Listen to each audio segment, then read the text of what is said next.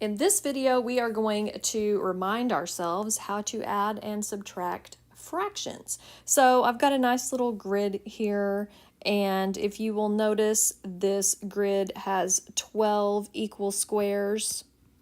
Okay, so these 12 squares make up my whole rectangle. All right, there's one rectangle made up of 12 equal squares. Okay, so having said that, let's look at this. Let's say I take 5 of my squares. So 5 out of the 12 plus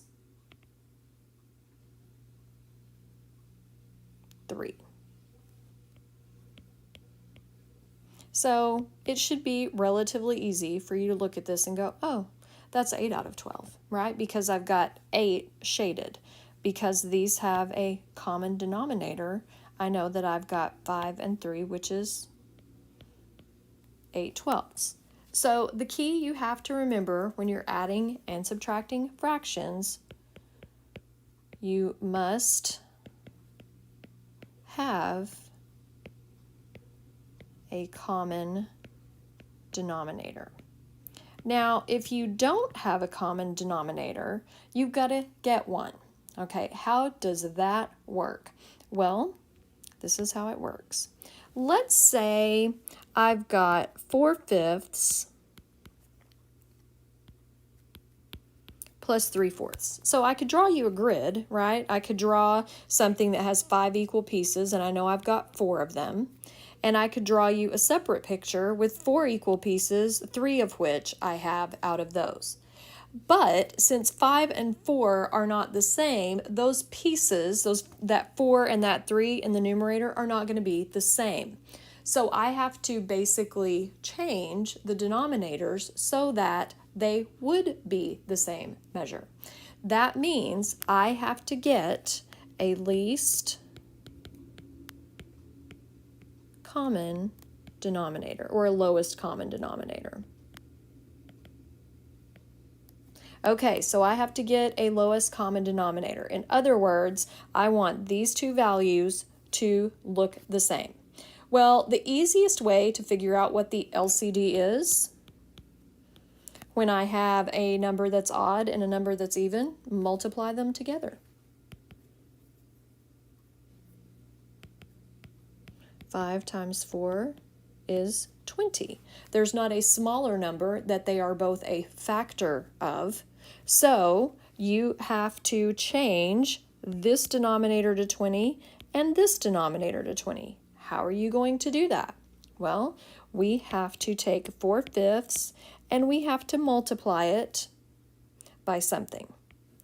Okay, now this is where things get tricky with adding and subtracting fractions, because a lot of students just want to multiply the denominator by 4 to give us 20. Well, we can't do that because that would change the value of it, all right? Because if I just do this, that gives me 4/20. That is not equivalent to 4/5. Let me show you how I know this. Because when I reduce this, okay, I get 1/5. Okay, that is not the same as 4/5. So something has gone horribly wrong. So let's look at this. Okay, I know I need a denominator of 20, so I know I'm going to have to do this. But whatever I do to the denominator, I'm going to also have to do to the numerator. So I'm going to have to multiply the numerator and the denominator by 4. Let me explain to you why this is true. All right, isn't 4/4 the same thing as 1? Right? 4/4 is 1. If I multiply 4/5 by 1, is it going to change the value? No, because any number times 1 is that number. So I can multiply any number I want by any form of 1 that I want. Let me show you how insane this is. Let's say I have 2/7.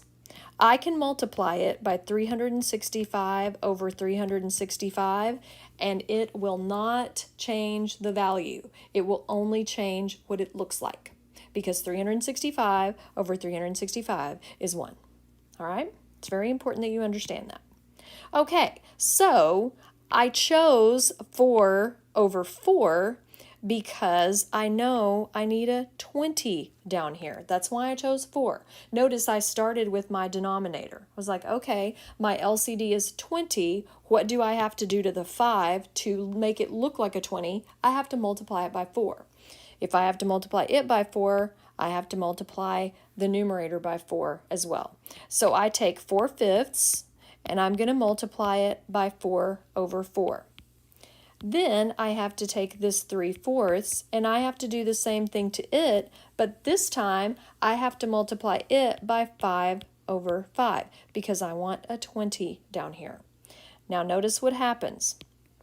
I get a 16 over a 20 and a 15 over a 20. All right? Now, these denominators are the same. So now I can add the numerators together. The denominator is going to stay 20.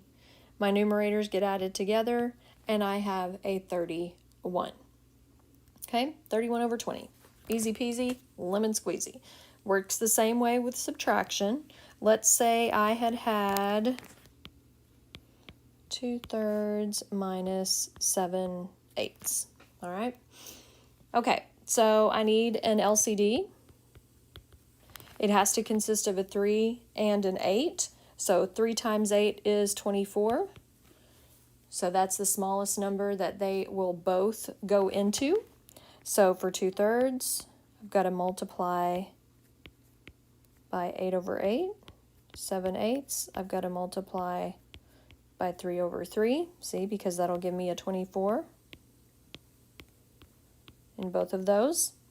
2 times 8 is 16. 7 times 3 is 21. That gives me a negative 5/24. Easy peasy lemon squeezy.